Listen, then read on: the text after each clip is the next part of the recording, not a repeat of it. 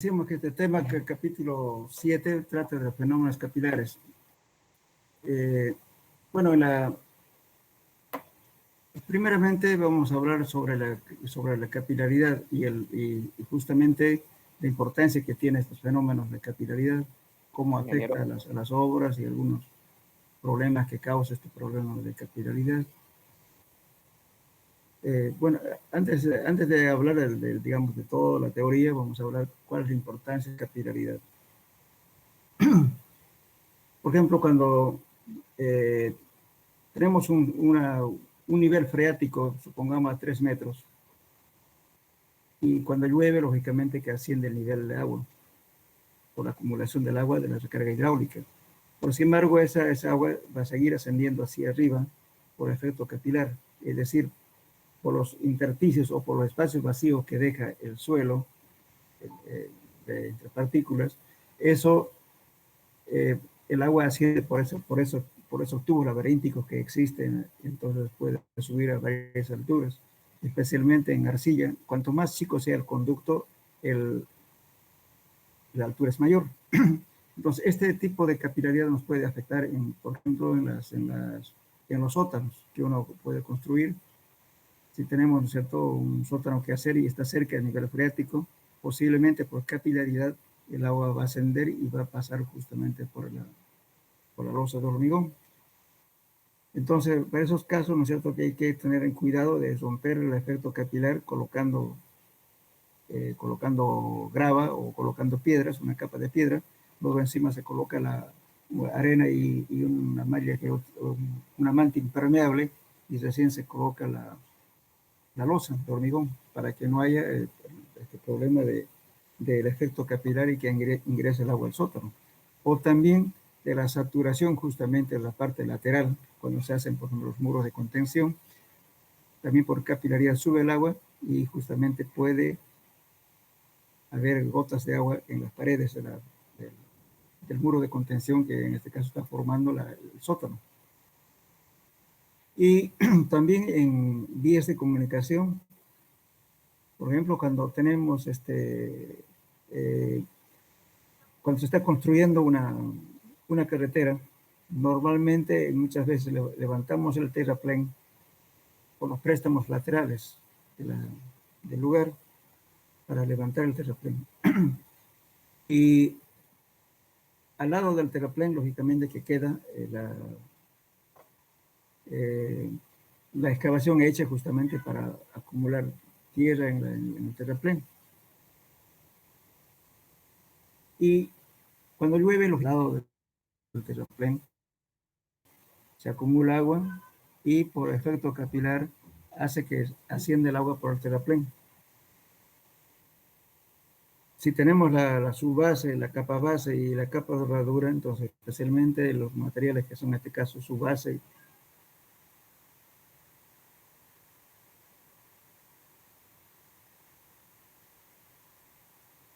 capa base, se contaminan entre ellas.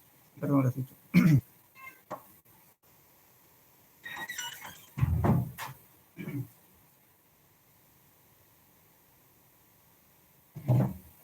Y bueno, acumulan las capas, ¿no?, que están formando el terraplén, en este caso la subbase y la capa base. Y haciendo de que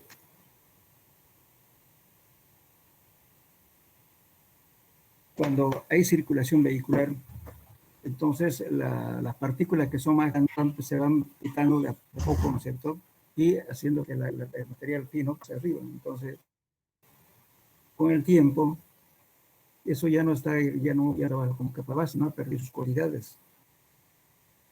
Ha perdido el valor de CBR, ha cambiado su granulometría, todas las cargas que tenía que portar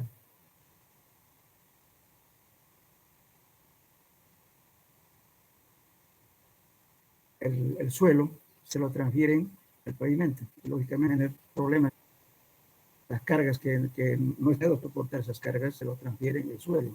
Y por tanto, produce problemas en la carretera, en la superficie del pavimento, produciendo primeramente fisuras, luego se convierten en baches. Y cuando hay baches ya es grave el asunto, porque ya es un daño estructural de la carretera, no un daño, digamos, superficial que podemos curarlo, por ejemplo, el pavimento, sino que el pavimento no va a soportar porque el suelo no es adecuado para las cargas que tienen que circular por ahí. Después, por ejemplo, otro efecto que se produce, por ejemplo, en una vivienda.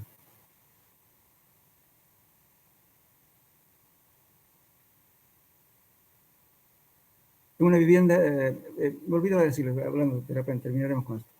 La forma de mitigar está usando un drenaje francés, ¿no es cierto? El drenaje francés no es más que colocarle una cama de piedras, una capa, y por capilaridad hasta ese nivel de las piedras, haciendo más porque rompe el efecto capilar. ¿Por qué? Porque la ascensión capilar se debe al diámetro del conducto por donde sube el agua.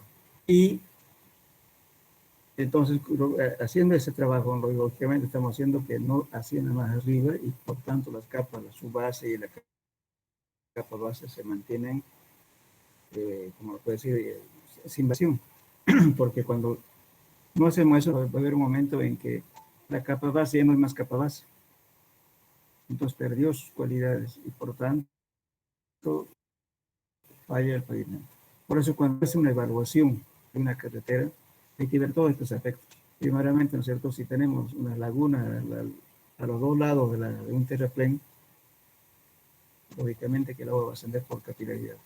Entonces, para poder evaluar la carretera, si aún está en condiciones de repararlo o hay que deshacerlo la carretera. Entonces, en ese caso, un análisis saca, lógicamente, un pedazo de pavimento, el cual, si es pavimento flexible, al cual se le somete a ciertas pruebas, ¿no es cierto?, para determinar si el pavimento tiene aún vida útil, porque el pavimento flexible se oxida con los rayos solares. Entonces, si está en condiciones o no, se hacen las pruebas, ¿no es cierto?, de todo lo que es la calidad del cemento asfáltico, se hacen las pruebas, y aún cumple o no cumple las condiciones que exigen las normas. Bueno, por una parte. Por otra, sería inmediatamente la abertura hecha ahí, se controla la capa base. Es un material muy bueno, ¿no es cierto? Pero ya vemos, chequeamos su granulometría, su densidad de CDR. Vemos si realmente sigue manteniendo las condiciones con las cuales fue calculado y construido. Y más abajo pasamos a la subbase, hacemos la misma operación. Chequeamos la granulometría, densidad y el valor de CDR. Si vemos que ya no cumple, entonces significa de que ese material tenemos que sacarlo, mejorarlo para reutilizarlo. Ya no podemos poner otra capa que se llama de capeo encima del pavimento viejo, poner otro. Sino ya no va a soportar porque los suelos no están ya para soportar esas cargas. Esos son justamente causas de estos efectos de capilaridad. En una vivienda común lo mismo, ¿no? Ustedes se fijan, seguramente han visto hacer una estación para una vivienda, ¿no es cierto? Sobre el cimiento se coloca un sobrecimiento. Y sobre el sobrecimiento que se coloca antes de colocar el muro. ¿Alguna vez han tenido curiosidad de ver eso? Hola, ¿me escuchan? Sí, ingeniero, se escucha. Hola. ¿Me entendieron la pregunta, no es cierto? Yo estoy haciendo, supongamos que un cimiento, y sobre el cimiento se pone un sobrecimiento. Y le damos el muro. El ladrillo, lo que sea. Pero antes de colocar el ladrillo, ¿qué se coloca? Un plástico, así como impermeable o algo. ¿Cómo?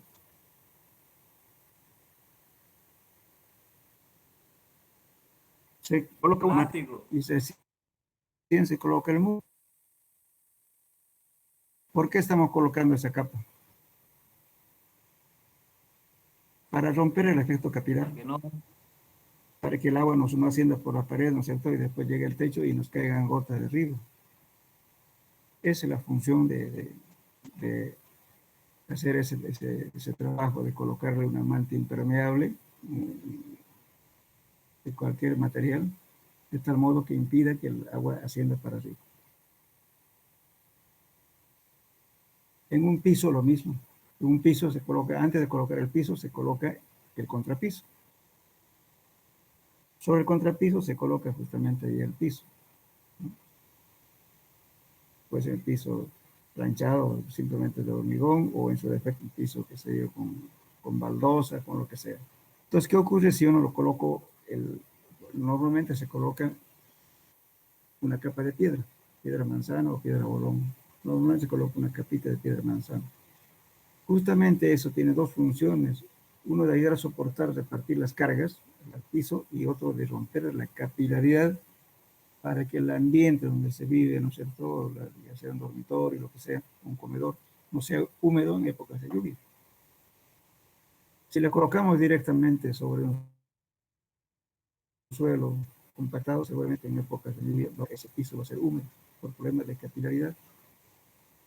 Bueno, en fin, todos estos factores podemos nombrar porque la capilaridad afecta bastante en situaciones que a veces son riesgosas, inclusive algunas construcciones pierden su estabilidad justamente por efecto capilar.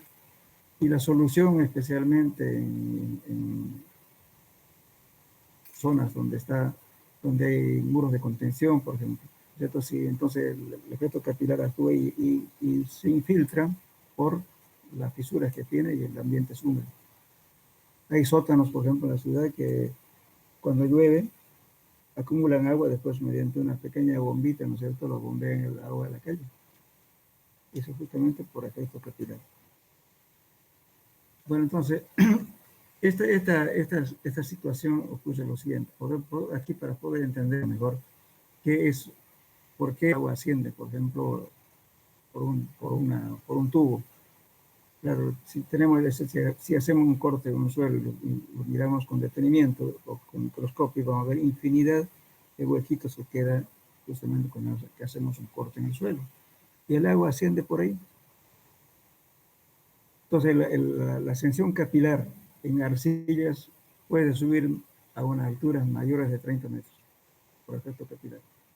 En cambio, en suelos granulares casi es cero. En suelos arenosos ya un poco más y hay suelos que tienen ya algo de ligante, asciende a mayor altura.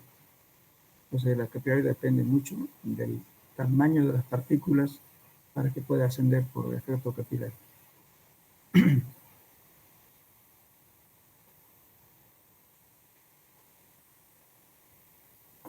Bueno, si nosotros comparamos, por ejemplo, el mercurio tiene una fuerza de cohesión muy grande. Por eso el mercurio, si lo echamos al suelo, no va a mojar al suelo. ¿Por qué? Porque sus fuerzas moleculares, ¿no es cierto?, de adhesión son bastante grandes. Perdón, de cohesión son bastante grandes. Entonces, se dispersa el mercurio, pero están formando unas esferas, o sea, partículas totalmente esféricas, pero no moja el suelo. En cambio, pero tampoco se adhiere, entonces la fuerza de adhesión es nula y la fuerza de cohesión molecular es grande. En cambio, el agua es lo contrario. El agua a cualquier superficie que toca moja. ¿Por qué? Porque las fuerzas de adhesión son bastante grandes frente a la fuerza de cohesión moleculares que tiene.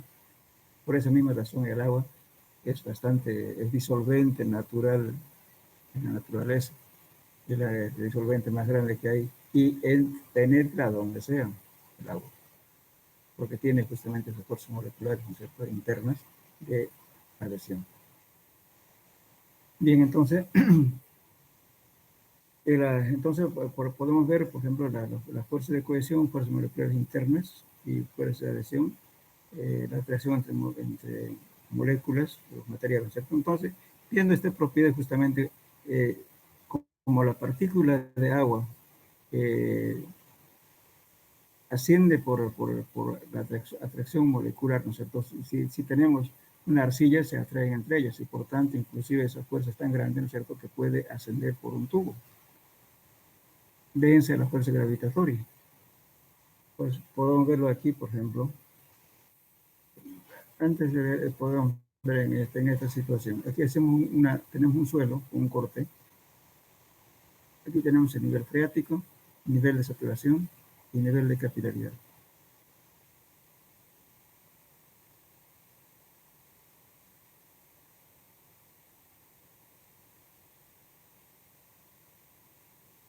Entonces, ahora, si yo tengo el nivel que voy a saturar al suelo y toda esta zona va a estar saturada. Entonces, aquí tenemos nivel de saturación.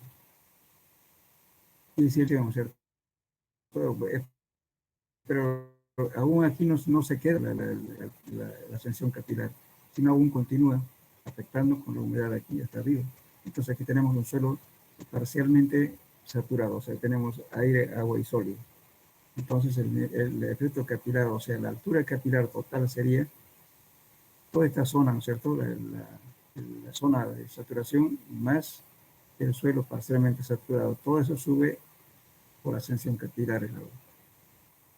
En este esquema podemos ver justamente cómo va variando humedad. Supongamos la humedad, pues aquí estamos con digamos 20%, pero sin embargo, llega aquí esta humedad va variando, incrementando más, llega a un punto y a la saturación y todo esto ya es saturado. Y entonces la grado de saturación aquí es 100%.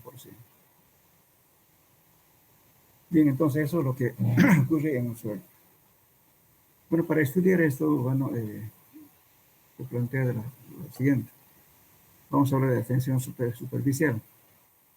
La tensión superficial, ¿no es cierto?, es decir, la tensión superficial cuando se altera se altera la forma de la superficie de un líquido de manera que el área aumente, es preciso realizar para ello un trabajo. Es decir, aquí lo que se está desarrollando justamente es la energía potencial. O sea, la tensión superficial es como podemos definir de la siguiente forma. La humedad de los suelos y las rocas porosas pueden presentar dos formas, como la película de agua absorbida que recubre los océanos, ¿no? Ahora, esta película absorbida, que quiere decir es que se adhiere justamente por atracción molecular con la partícula de agua y la partícula sólida.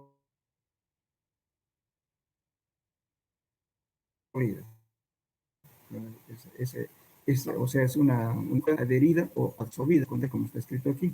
Y el agua libre, que ocupa justamente el campo libre que está formado en un suelo saturado. Y entonces, como tiene la atracción, digamos, el suelo con el agua, entonces lógicamente el agua asciende por esa atracción eléctrica que existe, especialmente en las arcillas. Cada vez va subiendo a mayor altura. Y entonces tenemos aquí podemos ver las tres cosas. Fíjense, tenemos aquí un sólido, o sea, una partícula sólida, tenemos aire y tenemos lo que se llama agua libre y toda la agua adherida que está justamente en el entorno de la partícula, es agua adherida o absorbida. Y tenemos el agua de constitución, que sería la suma de las aguas, ¿cierto?, higroscópica, agua capilar, agua libre, y todo eso conforma lo que se llama agua de constitución. Bueno, aquí bueno, entonces para que ascienda el agua, lógicamente tiene que vencer la tensión capilar, perdón, la tensión superficial. La tensión superficial, dice aquí, podemos definir, la tensión superficial se puede representar como una fuerza en la superficie de separación entre el aire y el agua. Tenemos aquí agua, entonces la superficie es una unidad de fuerza por longitud. Está justamente en la parte de separación del aire con el agua. Esta es la tensión superficial. Bueno, y la tensión capilar viene a ser lo siguiente.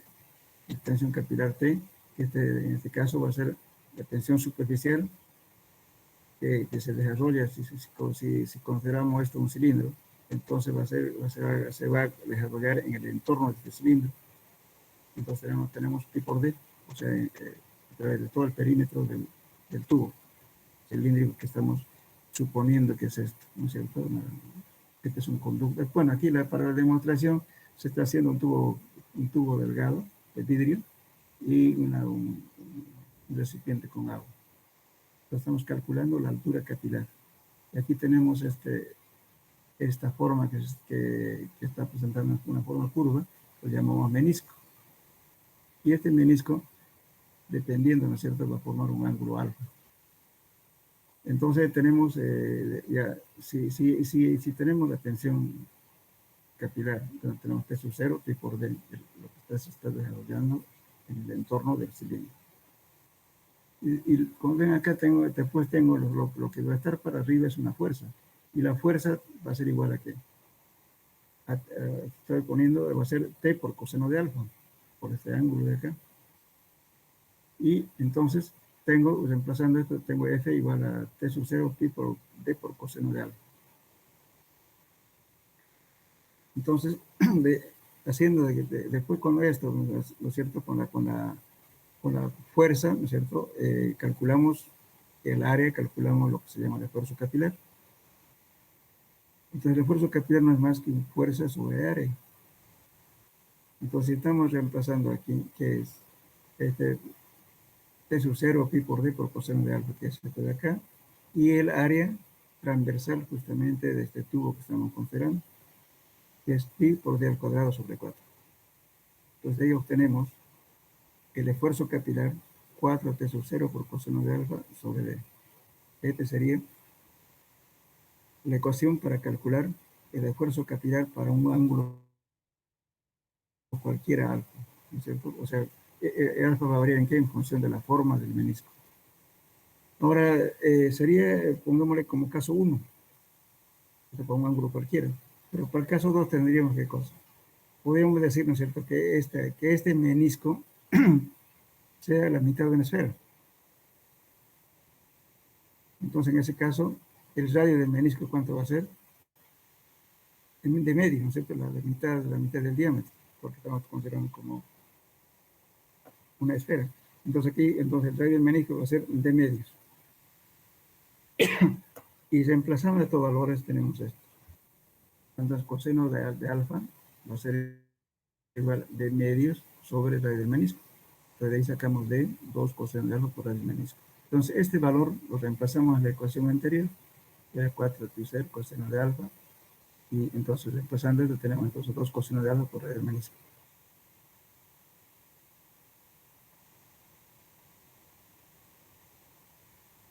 Y nos quedaría 2T sub 0 sobre radio del menisco. Esto considerando de que el otro caso sería cuando el menisco sea totalmente horizontal. En ese caso no, es como si no estuviera actuando la gravedad, porque lo que forma este menisco es la gravedad. Entonces, suponiendo que esto es totalmente horizontal, ¿qué hacemos? Entonces, reemplazamos la misma ecuación, pero vamos a tener este valor. Entonces, reemplazando en esta ecuación, ¿cierto? Y haciendo que alfa sea igual a 0, entonces estamos reemplazando aquí en esta ecuación de aquí. Aquí, 4T sub 0, entonces si es coseno de 0 es 1. Estamos considerando que sea totalmente horizontal. Entonces nos va a quedar 4T sub 0 sobre D. El coseno de 0 es 1. Entonces tendríamos el esfuerzo capilar máximo sería para ese caso, considerando de que este menisco sea horizontal. Entonces tenemos 4T sub 0 sobre D. Sería entonces la tensión capilar máxima. Bien. Entonces, bueno, ahora vamos a ver lo siguiente. Ahora, aquí, esta demostración que estamos haciendo con un tubo en un recipiente con agua, eso mismo lo volcamos a lo que ocurre con el agua. Entonces, aquí, el agua aquí estamos, suponiendo que este es un tubo y el agua va a estar, lógicamente, está el nivel de agua aquí, y el agua va a ascender aquí y vamos a tener esta forma, ¿cierto? Aquí está el agua colgada y este es el menisco. Lógicamente, esta es la ascensión capilar donde va a subir el agua. Y aquí tenemos un diagrama de presiones. por cuestiones de convención, de todo lo que está encima del nivel de agua estamos considerando negativo y lo que está abajo positivo. Por eso justamente cuando vemos la tensión superficial aquí al principio, está hablando de que tenemos un signo negativo, que sub 0 es igual a menos 0.75 gramos por centímetro cuadrado, y por esa razón. Pero es cuestión de convención esto. Bien, entonces, ahora ya considerando el suelo, decimos, ¿no es cierto? Las leyes, o sea, cuando un suelo saturado se pone al aire libre, se desarrolla la tensión superficial y se forma un menisco. Entonces, si estuviera completamente saturado, entonces tampoco no tendríamos este valor. Esto es cuando un suelo está parcialmente saturado. La presión aplicada a un punto del fluido, el agua sigue la ley hidrostática y se calcula de la siguiente forma. Estamos diciendo que delta U, ¿no es cierto? La tensión capilar va a ser igual a gamma del suelo, perdón, gamma del agua multiplicado por un delta Z. Aquí estamos considerando que Z es positivo hacia abajo, ¿no? El nivel de agua, entonces aquí vemos, estamos diciendo que sí, entonces estamos considerando que el HC, la altura capilar, va a ser un delta C, el delta Z, perdón. Y reemplazando estos valores, ¿no es cierto?, en la ecuación que ya calculamos, dijimos que U, ¿cuánto era? Gamma por un delta Z cualquiera. Y delta Z le estamos diciendo que es HC. Entonces, reemplazando esos valores tenemos la siguiente ecuación. Para el esfuerzo capilar máximo tenemos HC, o sea, la altura capilar, máximo, va a ser 4T sub 0 sobre D por gamma del agua. Así, en cada situación tenemos entonces la altura capilar. Este valor va a ser para un ángulo cualquiera, para la primera ecuación. Nos va a dar esto. Entonces, vamos a calcular que HC es 4T sub 0 por coseno de alfa sobre gamma del agua por D. Entonces, con esto calculamos la altura capilar. Pero lo difícil es justamente cómo lo calculamos el ángulo del menisco y cómo calculamos el D, o sea, el diámetro del conducto. Muchas veces se puede referenciar de alguna bibliografía especializada, pero a veces es un poco difícil. Pero sin embargo hay algunas fórmulas empíricas para poder calcular esto. La primera es esta. Para fines prácticos se puede utilizar la siguiente ecuación. La altura máxima es 0.306 dividido entre D. Este D, vamos a suponer, en una arcilla muy fina, se considera un diámetro pequeño, y esto es expresado en centímetros. Entonces vamos a dar directamente la altura capilar máxima. Pero es medio ambiguo porque no sabemos exactamente cuánto es este valor D. Ahora, en la otra ecuación empírica, dice, este según Hassen, la altura capilar es igual a C dividido entre E por D sub 10. Bueno, aquí no es tan empírico, fíjense. E viene a ser la relación de vacíos del suelo con el cual estamos tratando, estudiando. D sub 10 es el diámetro efectivo de Hassen que se saca de la curva granulométrica. Entonces tenemos que hacer una granulometría del suelo y determinamos el D sub 10. Este valor C es una constante que se saca, ¿no es cierto?, que varía entre 0,1 centímetros cuadrados a 0,5 centímetros cuadrados. Entonces, como esto varía, digamos, ¿no es cierto?, de 0,1 a 0,5, entonces aquí hay criterio, ¿no es cierto?, la persona que calcula y decir, bueno, si yo tengo un suelo que tiende a ser granular o tiene las partículas más grandes, entonces este C va a ser más grande, entonces me aproximo a 0,5 a 0,4, o 0,3 si es un valor intermedio. Si es una arcilla coloidal, una arcilla muy fina, entonces, lógicamente que voy a poner este valor, perdón, al revés. Si tengo un suelo granular, entonces tengo que tener este valor más chico porque la altura va a ser menor. Si yo tengo un suelo muy fino, entonces tengo que aproximarme a 0,5 para que dé una altura mayor, porque sabemos que la altura del capilar es inversamente proporcional al diámetro del conducto. Aquí. Entonces, esta ecuación es la más aplicada en la práctica para calcular la altura capilar. Lógicamente, tampoco no es tan exacto porque estamos asumiendo algunos valores. Y ahora, lógicamente, la capilaridad varía de la siguiente, la capilaridad varía de la siguiente forma. Y tenemos, por ejemplo, aquí la altura de ascensión capilar, y aquí tenemos tiempo en días. Si podemos controlando la ascensión capilar, va a ocurrir así, primeramente rápido, y luego se va siendo asintótico, hasta que llega un punto final donde ya no asciende más, pero sin embargo está incluso el tiempo. Entonces la altura capilar máxima va a ser esta altura de acá. Esto se pueden hacer pruebas de capilaridad.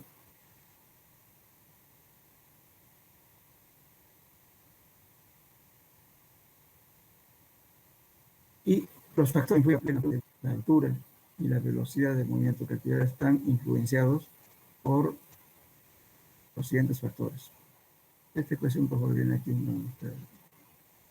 no corresponde acá. Tensión superficial del agua, o sea, estos son los factores que influyen.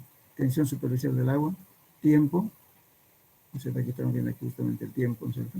La temperatura, la evaporación. La evaporación es importante porque, por ejemplo, si tenemos una zona con mucho viento y tenemos calor, entonces la evaporación es más grande. Entonces, por ejemplo, la altura capilar no va a ascender muy alto tampoco porque va a ser afectado por este problema. Después tenemos el contenido de humedad, densidad de la masa y tamaño de las partículas. Todo eso influye para que la ascensión capilar sea más alto y la velocidad también, ¿cierto?, de la ascensión capilar, para depender de todos estos factores. Bueno, si vemos aquí en esta ecuación, fíjense, dice calcular la tensión capilar máxima en gramos por centímetro cuadrado en un tubo. El tubo del conducto tiene 0.05 milímetros de diámetro. Calcula la ascensión capilar máxima del agua en dicho tubo. Si la tensión superficial es igual a 0.074 gramos por centímetro y gamma del agua es 1.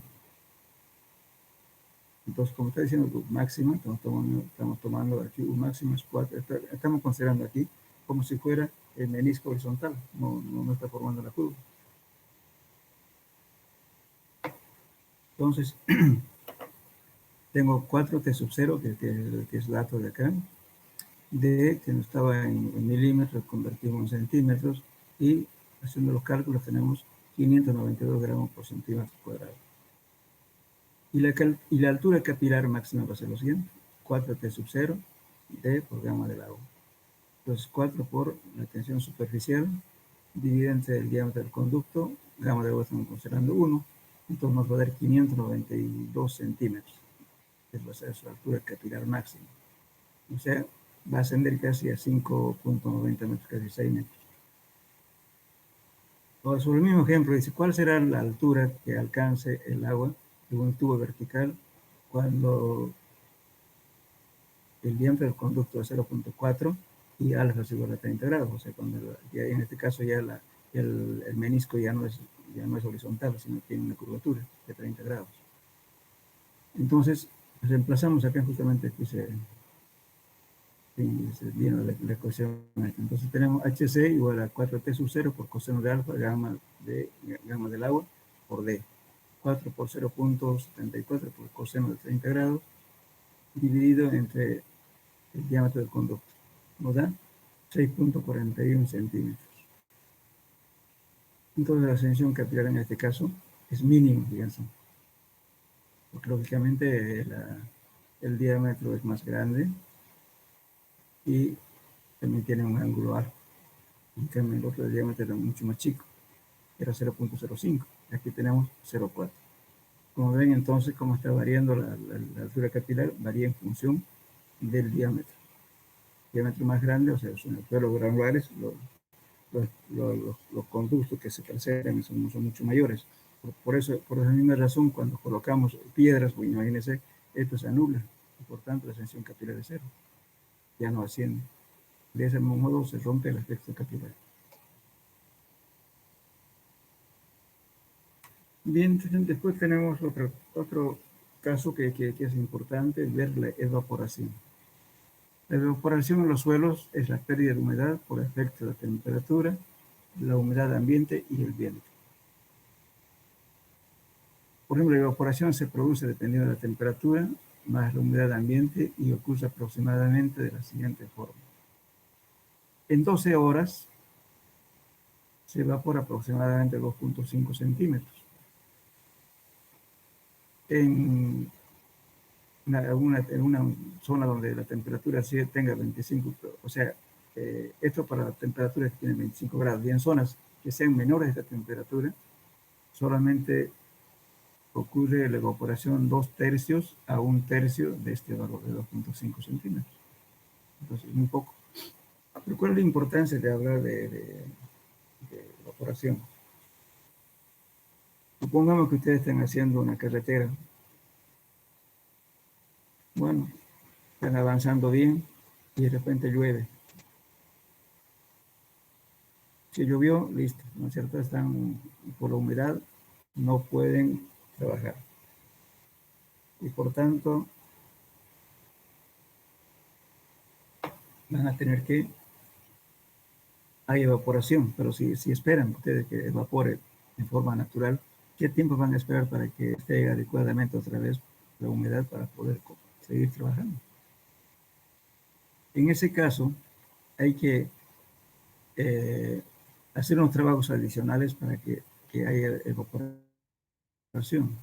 Por ejemplo, si yo tengo ya una calle, digamos, ya compactada de repente, ya está saturada esa zona compactada, ¿qué es lo que hago? Lo primero que voy a hacer para continuar el trabajo, que es abrir camellones con una escarificadora. Entonces agarro, ¿no es cierto?, un tractor o una motoniveladora. Los escarificadores son esos que tienen como uñas, ¿no es cierto?, de que a veces los tractores ya se lo colocan a los tractores, orugas o a las motoniveladoras. Entonces con eso se unen los camellones, quedan canales abiertos. ¿Con qué finalidad? Justamente de exponer a la temperatura y también al viento para que cause evaporación. Luego de que pase unas horas de estar expuesto hacia el aire, se le pasa otra vez la escarificadora en otro sentido. O sea, lo que no estaba alterado, se abre el canal ahí. Ahí también igualmente se coloca unas cuantas horas para que otra vez incremente la temperatura y otra vez exponerlo al sol, para que vaya justamente acelerando su evaporación. O en su defecto, se agarra una motoniveladora, la mitad, digamos, ¿cierto?, o una parte de la calle se la abre y se lo vuelca. Y después más tarde se vuelca a otro lado. En fin, lo que hay que hacer es moverlo al suelo. ¿Para qué? Para exponerlo a la mayor cantidad de superficie, ¿no es cierto?, del suelo para que se evapore. Eso sería en cuanto tengamos humedad en exceso. Pero ¿qué ocurre en zonas donde la evaporación es muy grande? Ahí es al revés. Cuando tenemos ambientes muy secos de alta temperatura y con viento, entonces la evaporación es rápido para secar el suelo. Especialmente cuando uno está trabajando, digamos, ¿cierto?, en una zona de este tipo, a veces cuesta inclusive conseguir agua, a veces no hay agua en la zona, y por tanto hay que controlar bien la humedad. En lo posible a veces se trabaja de noche, porque lo que hay que evitar es que justamente haya excesiva evaporación, porque el suelo está caliente, le está echando agua, bueno, y encima hay viento, inmediatamente se pierde la humedad. Entonces, cuando estamos compactando, tenemos que controlar la humedad antes de la compactación, durante la compactación y después de la compactación. Y lógicamente en eso se hace la prueba, lo que se llama la prueba de la densidad de campo. Estamos comprobando si está cumpliendo con la densidad y con la humedad compactada. Entonces, en esos casos, bueno, a veces hay que poner un poquito de exceso de agua, cosa que con el movimiento que se haga de las máquinas, baje y lleguemos justamente para compactar con la humedad óptima. O de lo contrario, esperar que tratar de mover la tierra en el día, pero en la noche compactar. Entonces estos trabajos se hacen a veces en la noche. Se trabaja cuando la zona es bastante agreste, ¿no? Donde el ambiente es muy seco, por ejemplo. Entonces hay que hacer lo posible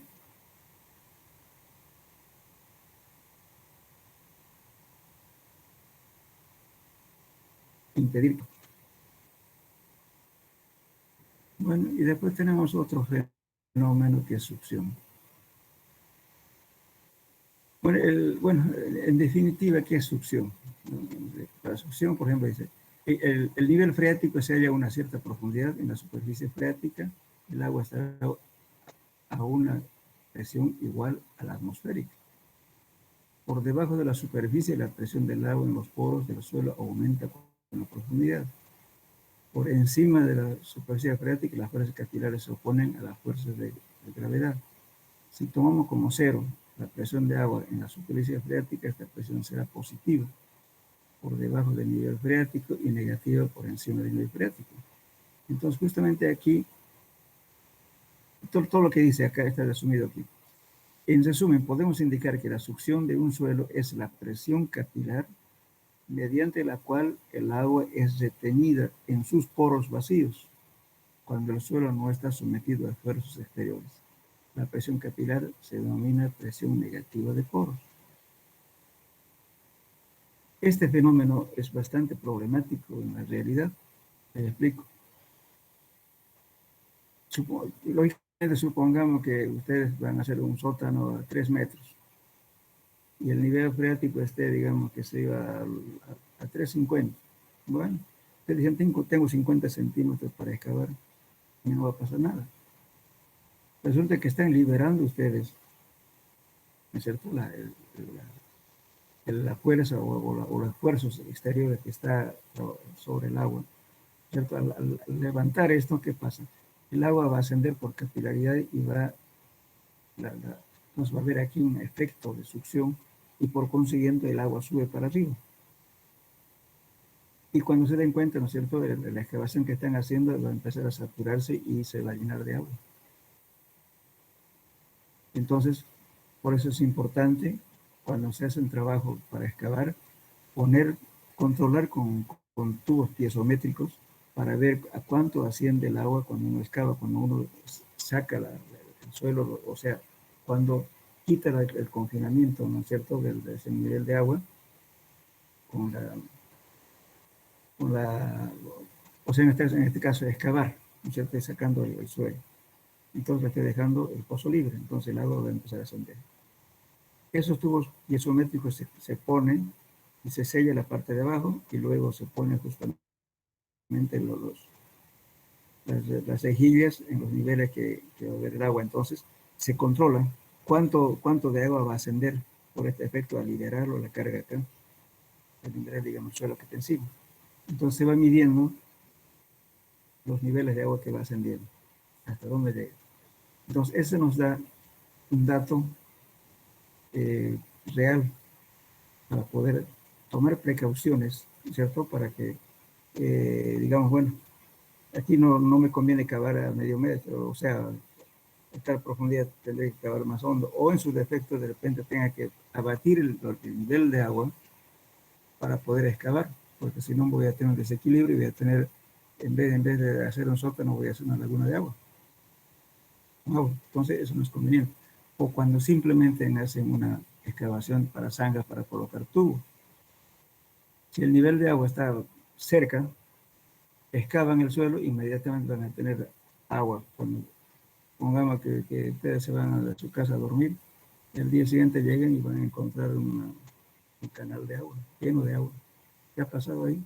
Hubo un desequilibrio de presiones y por tanto el agua ascendió y se llenó de agua.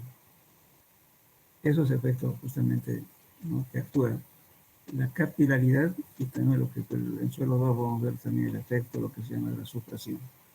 Entonces, esto hace de que, bueno, si no se considera, digamos, trabajos adicionales, ¿no es cierto?, de abatir el nivel freático o colocar entibados, ¿no? Mejor si se coloque cuando tenga peligro, hay que colocar en desestabilización en el suelo. Se puede colocar cortinas de planchas metálicas o en su defecto ir por tramos, ¿no es cierto? Y haciendo la entidad correcta para no tener problemas digamos, de estos efectos que causan justamente la ascensión capilar. Eso es lo que causa muchos problemas estas cosas, porque uno excava, ¿no es cierto?, pensando que no habrá agua, pero al día siguiente llega y tiene una laguna, eso está así.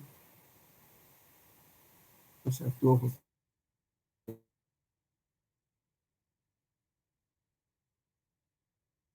justamente la supresión al desequilibrar, ¿no es cierto?, que la presión del agua, ¿no es cierto?, está a una cierta profundidad y está en equilibrio, pero al sacar el confinamiento lo estamos desequilibrando y por tanto el agua sube para arriba. Ese es el problema. Entonces hay que hacer esas consideraciones cuando uno presupuesta para hacer un trabajo, porque hay muchos que tienen problemas de eso. Hace un estudio de suelo, les indica el nivel freático y no se han medido los niveles de agua. Entonces, bueno, excavan pensando que no va a haber problema de agua, pero cuando empieza a excavar aparece el agua. Pues por eso el ingeniero tiene que fijarse a cuánto de altura tiene para que no ocurra eso. O en su defecto prever, colocar sistemas, ¿cierto?, de abatimiento de niveles de agua para que trabaje tranquilamente y no haya problemas. Pero eso es un costo. A veces recién se dan cuenta cuando ya están en obra y eso no está contemplado en su costo. Muchas veces tienen que poner bombas que sean adicionales, estar bombeando y para hacer la excavación, tienen que poner en entibado porque se las derrumba, en fin, causa una serie de problemas. Bueno, entonces esto sería el tema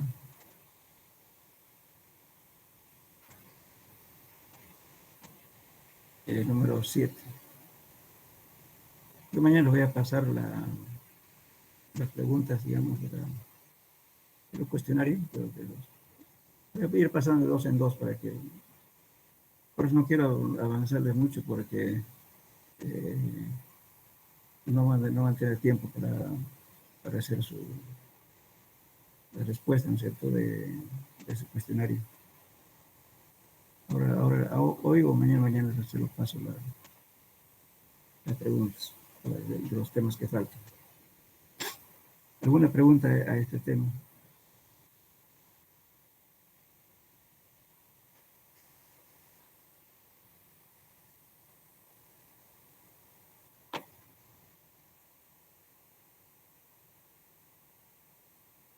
Hola. Hola, ¿me escuchan? Sí, ingeniero, lo escucho.